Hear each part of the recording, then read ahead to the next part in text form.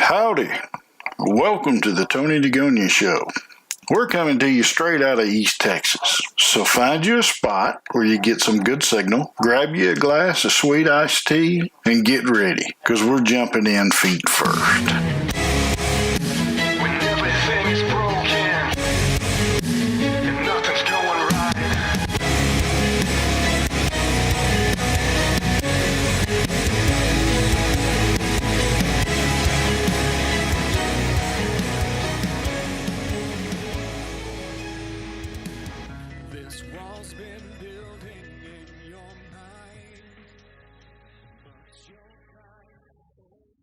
Everyone, this is Tony DeGonia with the Tony DeGonia Show. We're going to do another video cast. As you probably know by now, I have a nice WatchGuard T35 that I really like a lot. So most of my video casts are going to be, at least the network security ones, are going to be around that particular type and model of UTM appliance. In the event that someone were to send me a different appliance, I would certainly not be opposed to testing it out and utilizing it and doing some shows based on that. But today what we're going to talk about is we're going to talk and work around the wireless piece, because this is a T35W, so it's got built-in wireless. And the interesting thing that WatchGuard did over the past couple of years is they launched wireless inside each of their appliances. However, they didn't really like the wireless that was built into the appliances, and I think most people would probably agree that it just wasn't that great. In the beginning it served a pretty good purpose and it wasn't bad, but in order to compete, they really had to step up their game, and they did in a big way. Through OEM and partnerships, they developed a cloud wireless, which works very, very well. But in the interim between their cloud wireless and their built-in wireless, they actually launched a line of APs and built a wireless controller into their appliances. So when we start talking about this, I don't want anyone to be confused. We're not going to be working with the wireless controllers at this time. Those would be for the external wireless APs. What we're going to be working with is the built-in wireless, because it has its own controller as well. So we're going to do two things today. We're going to show you how to detect rogue APs in the area, and we're going to show you how to use the built-in wireless as an external interface. Really easy to do, doesn't take very long, but I want to show you how to do it. I think it's cool. I think you'll enjoy it. And if nothing else, if you have one of these boxes or one of the older boxes, you'll find that a lot of stuff that I teach on this box is backward compatible, as long as the services and the code is built in. It only goes so far backwards, but you know what I mean. So let's get started. First off, we're going to log into the T35. We're going to use WatchGuard System Manager because that's my preferred way to program. So we'll go in here and we'll fire that up, and we'll log in, and there we go. it is initiating, and we'll be logged in just a second here.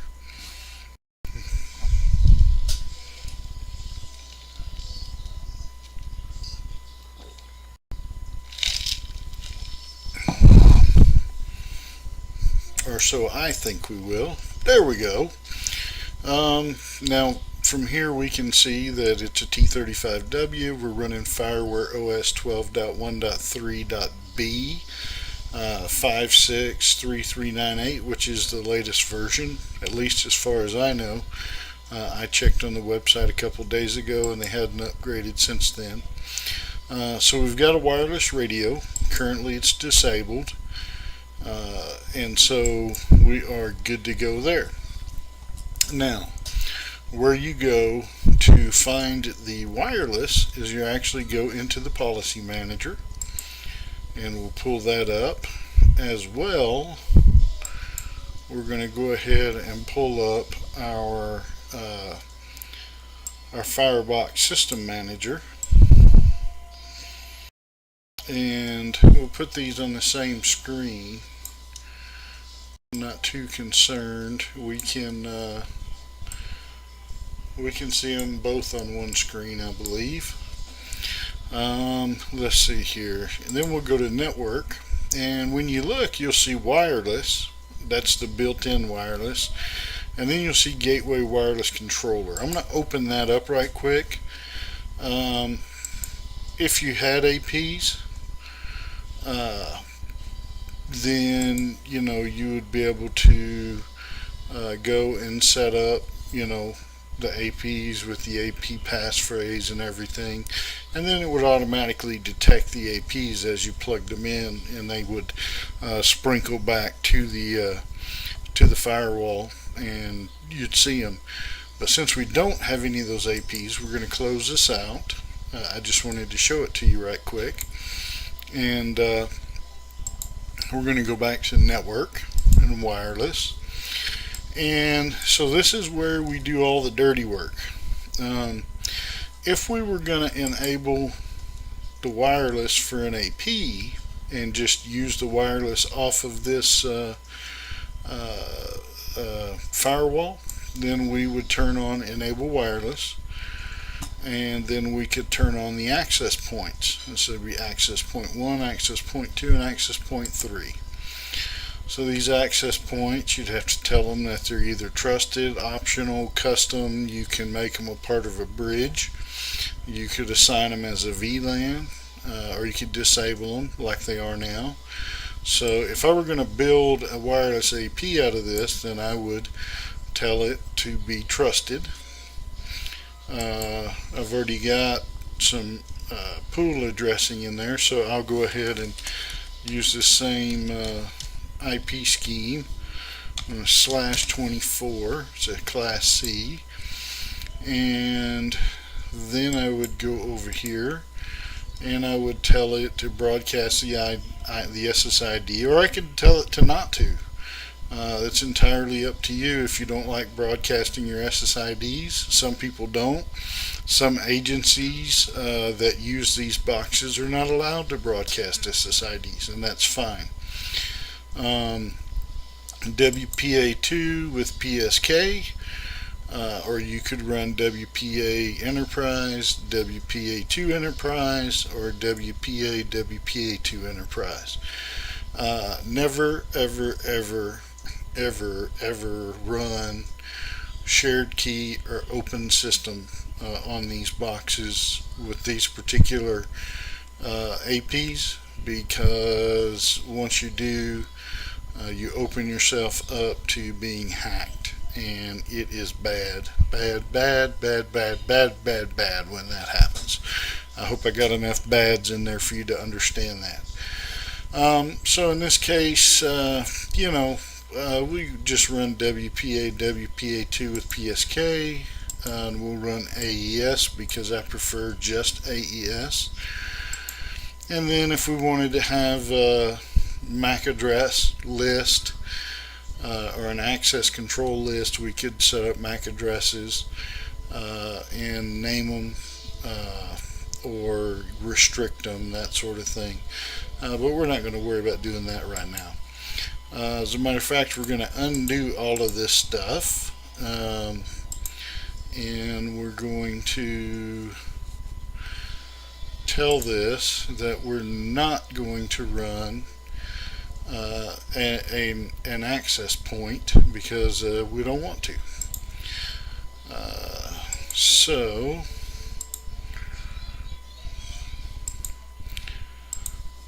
we'll tell this no enable wireless. Okay. So the first thing we're going to do is we're going to go out and search for rogue APs. So first things first, just so you know, when you first fire this up, it's going to say country and it's going to be blank. You actually have to hit the download button and then put in the password for the status before it'll download the country, that geographic region that you're in. Then you can do the drop down and decide which band you're going to run on. It'll run on N, G, and B. It will not run on AC because it doesn't run on the 5 gigahertz band. You can try and run it on that, but when you get to it, it won't let you do it. It'll tell you that it's not doesn't support that.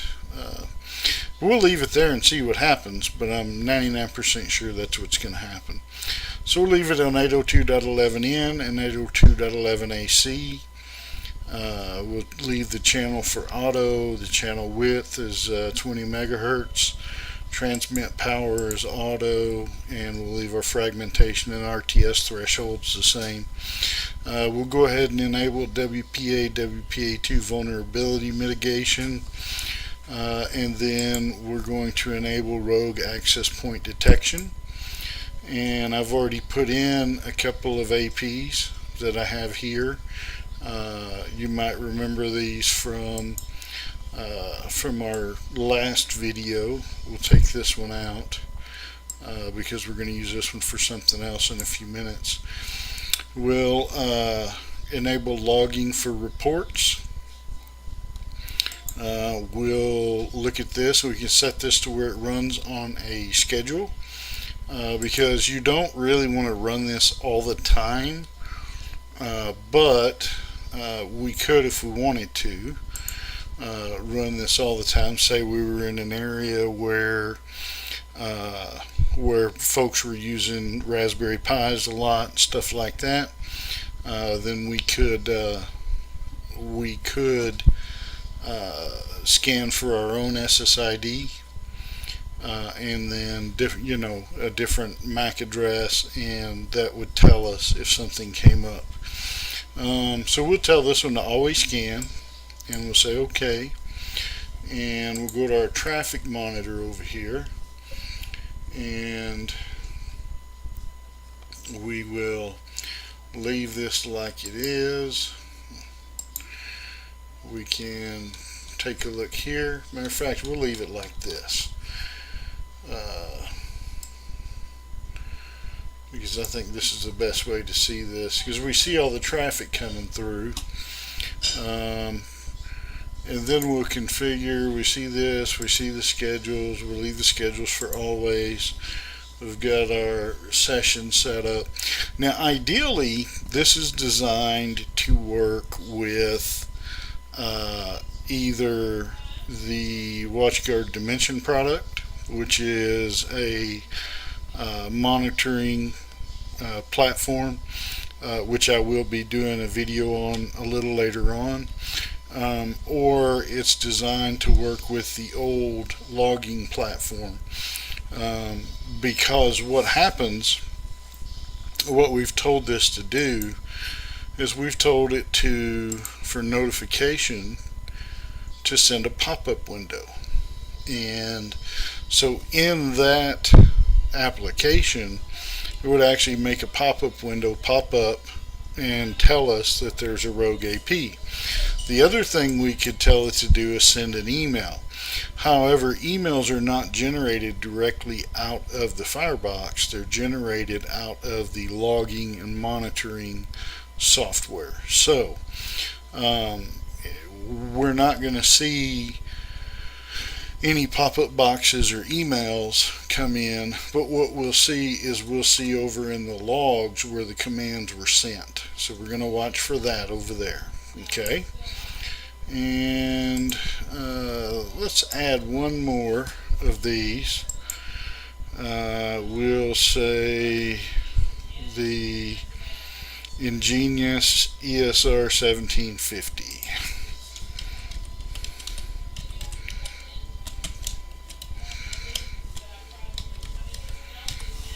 Alright, and we'll tell it any channel, we'll tell it any encryption.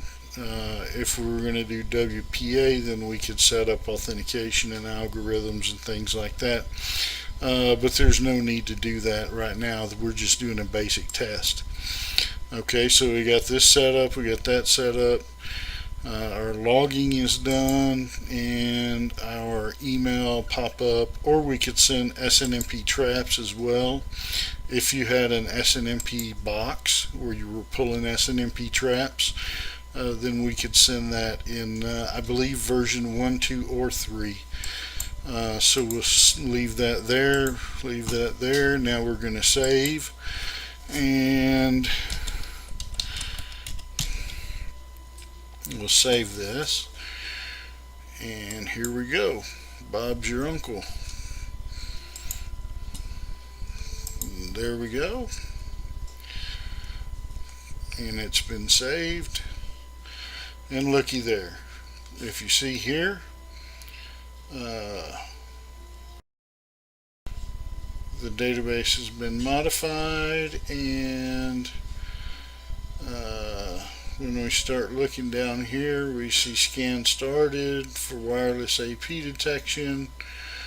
We'll see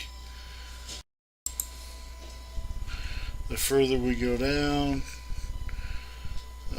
we will see here that hold on, email, there's wireless identification. We see that, let me widen this out just a wee bit. We see the WPA2, we see the MAC addresses of the detected rogue APs right here. It stopped the scan because it found both of the rogue APs and sent over the information. Would have sent it over if we had a box to do that. So there you go. It is that simple. And you can see right there where everything was done. Now, the next thing we're going to do is we're going to turn that off because we're going to actually set our wireless up as a secondary LAN or secondary WAN interface.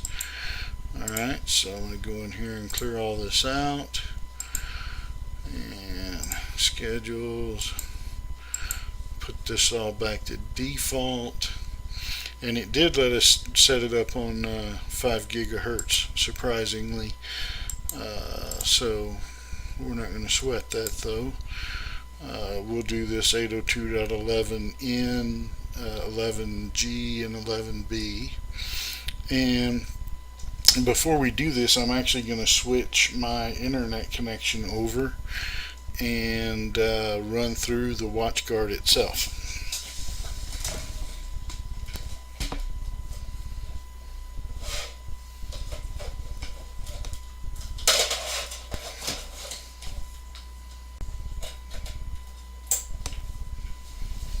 So, sorry about that. We're going to enable wireless, and we're going to enable wireless client as an external interface.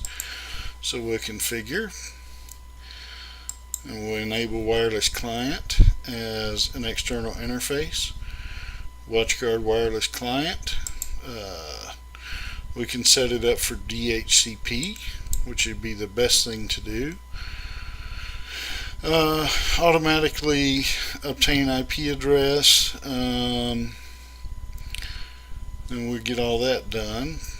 Alright, and then this is where we put in the network name, the SSID, and I talked about the Unite 5111. That is actually a broadband modem, and we're going to set this up to access that broadband modem. So let me grab that right quick so I have the password.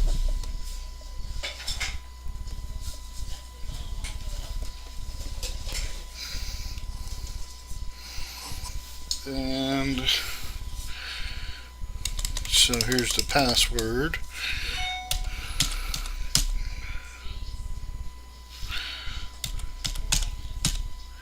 Alright, we've got that all set up,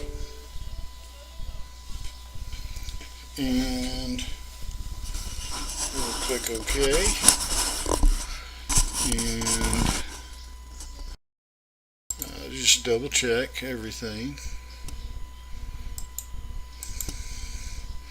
DHCP client, wireless. Alright, OK.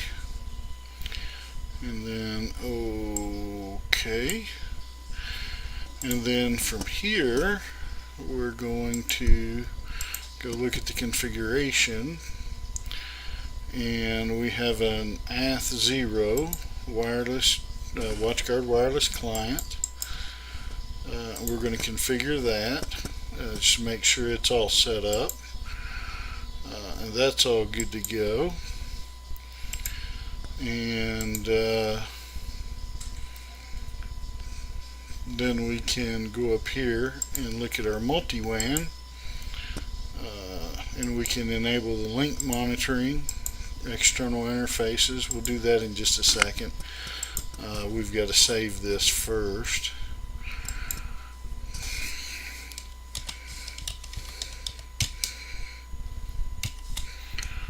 Alright, and we'll save that, replace it, yes. Now normally I would save these in a numerical order so that I could go back to a previous configuration without having to worry about any issues. Let's roll down here and see if we're getting any more getting anything else crazy. Alright, we got DNS changed, we got a few things there.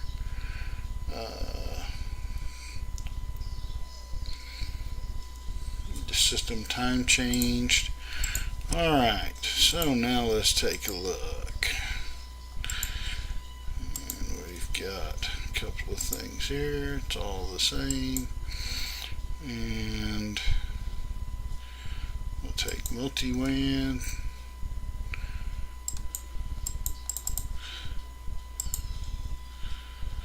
And we can actually set up a ping across there. Let's see here.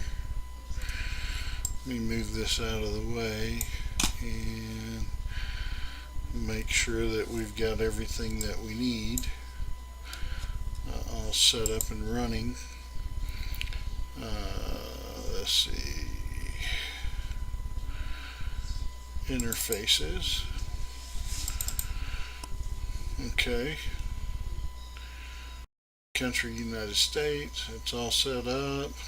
ATH0 192.168.1.87, which is the DHCP, and it shows the gateway, the MAC address, everything that's being sent out. Then we have Ethernet 0, which is our external address. And so let's go over here to screen 1, and we're going to open up a website, and then we'll take a look and see what's happening with our traffic here. So our traffic monitor,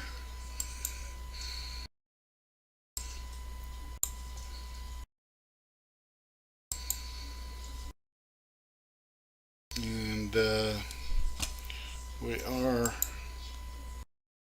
routing traffic.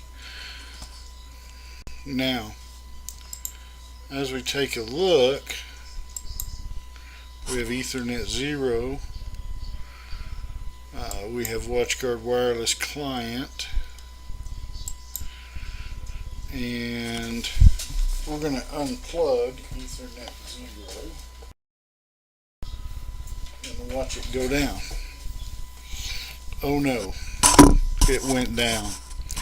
Now we have external available. Now it may not be as fast, but it still works.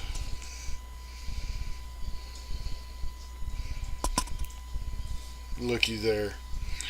We'll go back, and you can see that all of our traffic on Ethernet 0 is down. So all of our traffic is going here. Let's go ahead and pull this up, and we should have interface link status changed to down. Interface is deactive due to link monitor failure. Deactivating external interface, and then you should see the other interface come up. I don't know why it's giving me a pipe write error. I'm not going to worry about that right now, because either way it worked.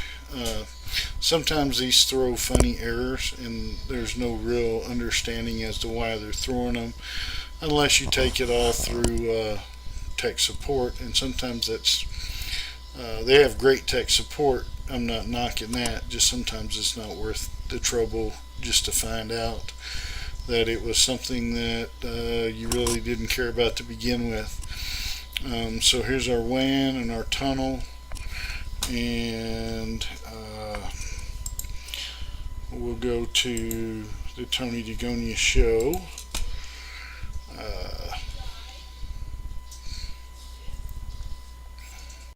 And there we go. We're on the Tony DeGonia show website, which is my personal website, and we have just put together multi-WAN with failover, and it is really that simple, guys. Just in case you didn't know, this is a really super easy way. If you have one of these boxes and you lose your primary connection, then it's real easy to have this to fail over to, and it's a pretty cheap solution, you know, if you're going to do this. And you know, even if you just buy a wireless access point and just leave it like that, then you don't ever have to worry about it. You can set it up to where it will alert you through an email if you're running Dimension, and you know, it works out really well. Personally, if I were setting up even a small office, you know, anything larger than 10 users, and probably even smaller than that, I would set this up, because uptime is critical these days, and you still have, you know, all of your availability. Now, up until this point, there's also a way to plug a wireless card directly into the USB port. in the WatchGuards. The only issue with doing that is that you lose all of your subscription services. So while you'll still have internet that way, this way you get to keep all your subscription services. You're still running deep packet inspection. You're still running gateway antivirus. You're still running IPS, IDS, all of that stuff. So, it's important, and they cost about the same one way or the other. So it's kind of important to keep those services up and running if at all possible. So anyway, there you go. We've got everything covered. I did enjoy doing this demo with you. I thank you very much for watching. Don't forget to hang out and watch the PSA video after this. And at this point, I shall bid you adieu, and we'll see you down the road. Thanks a lot. I'm good. I'm good. I'm good. I'm good. But I have a story, and I don't know where to start. I'm good. But I feel alone in a crowd. I'm good. But nobody understands. I'm good, but the past keeps coming back. But I can't get out of bed. And I can't sleep. I'm good, but I feel overwhelmed. I'm good, but I don't feel safe. But I don't even know who I am anymore. But I still have nightmares. But I don't need any help. I'm good, but I don't feel anything anymore. I'm good, but I can't live like this anymore. I'm really not so good. But are you ready to listen?